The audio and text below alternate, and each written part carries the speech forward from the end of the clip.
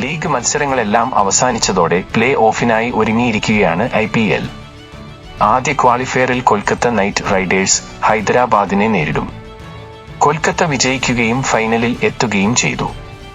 ഇനി ഹൈദരാബാദിന് എലിമിനേറ്റർ കടമ്പ കടന്നെത്തുന്നവരുമായി മത്സരമുണ്ടാകും.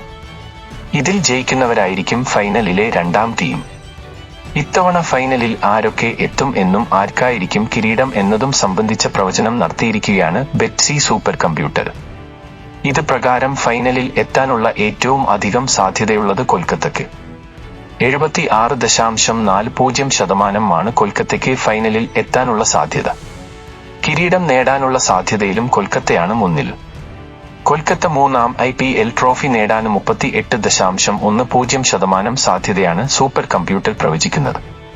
2012-ലും 2014-ലും കിരീടം നേടിയിട്ടുള്ള കൊൽക്കത്ത ഇത്തവണ പോയിന്റ് പട്ടികയിൽ ഒന്നാമതായിട്ടാണ് പ്ലേ ഓഫിലെത്തിയത്. കൊൽക്കത്ത കഴിഞ്ഞാൽ ഹൈദരാബാദിനാണ് കൂടുതൽ സാധ്യത.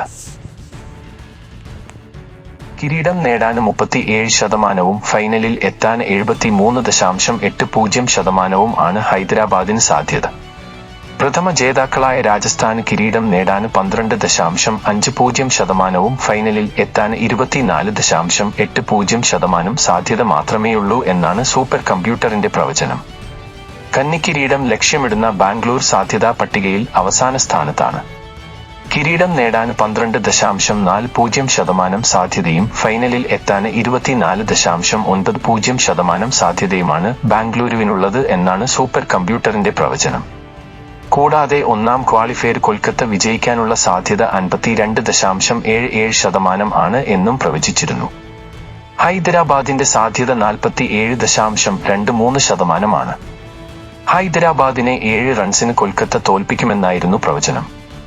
വിവിധ ഘടകങ്ങൾ കണക്കിലെടുത്താണ് ബെറ്റ്സി സൂപ്പർ കമ്പ്യൂട്ടർ പ്രവചനം നടത്തുന്നത്. ഓരോ ടീമിന്റെയും റൺ റേറ്റ്, എതിരെയുള്ള റൺ റേറ്റ്, നേരിട്ട ഓവറുകൾ, വീണ വിക്കറ്റുകൾ എന്നിവ കണക്കിലെടുത്താണ് പ്രവചനം.